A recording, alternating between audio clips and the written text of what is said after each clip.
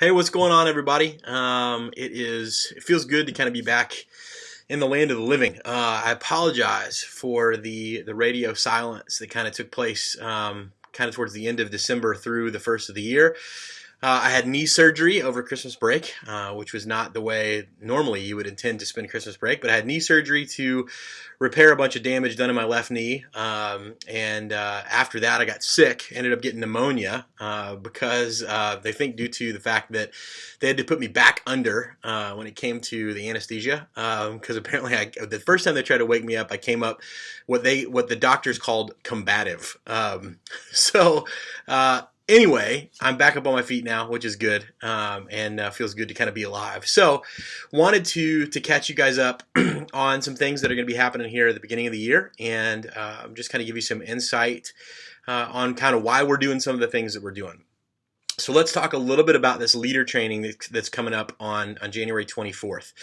Right towards the end of the year, around November, I started meeting with a group of people. It's an organization based out of Arvada, Colorado. It's called Dare to Share. And they've been working with youth ministries around the country for years and years and years on really just how to share faith and things like that. And they just completed about a 3-year research project, nationwide research project, surveying and talking with hundreds and hundreds and hundreds of youth ministries, youth pastors, leaders in youth ministry, students in youth ministry, just to figure out what are some of the things going on, like with the cultural climate and all that kind of stuff. What are some things going on in the world of youth ministry that we need to kind of reevaluate? And from that, they've just recently released all of their findings and their study in a book called Gospelize, which I was able to get my hands on. And it talks about there's basically 7 things that gospel advancing youth ministries do. When I say gospel advancing, it means that actively going out, sharing our faith, reclaiming territory in the name of the King, that kind of a thing.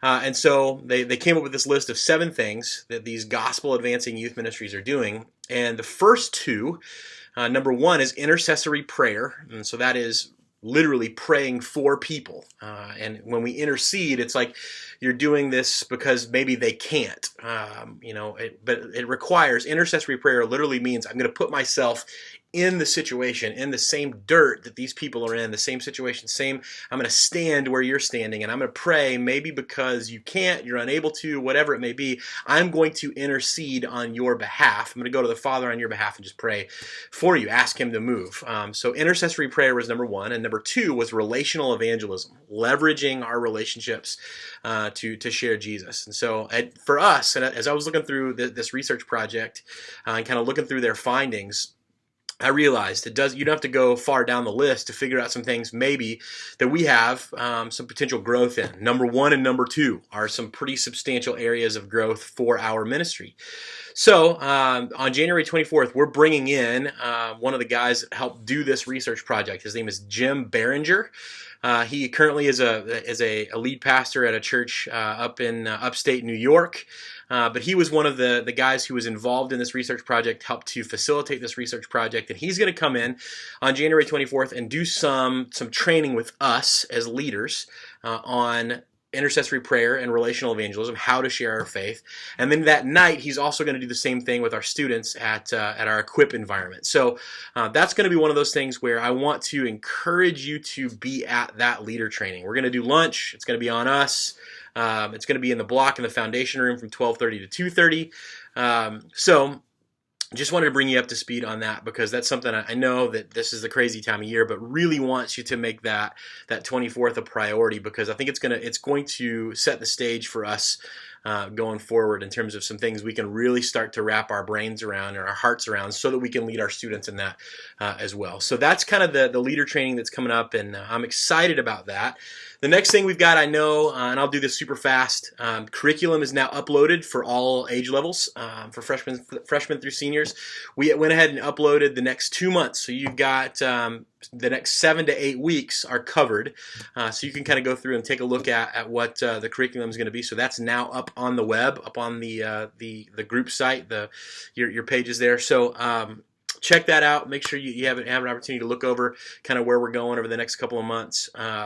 Next thing too is missions. We are getting geared up for our summer mission trips. Our spring break mission trips are full, and those are in the process of our students are fundraising, getting ready to rock and roll. Our summer mission trips are going to be launching soon as well. We're going to do a short, like a little mini missions fair on January 17th after the 9 and the 11:15 service, and this is for students and leaders. So if you are interested in helping to lead a summer mission trip, we would love to get you involved in that. So our summer mission trips are coming up. The deadline to apply for summer mission trips is February 7th. And the application process is really simple. It's a 750-word essay that kind of answers two questions. One, how has God led you to be passionate about or interested in going on a mission trip? And two, why the specific place that you're interested in. So basically, how has God put this on your heart, and why do you want to go where you want to go? Those are due by February 7th, and then we hope to have all of the teams finalized by February 14th.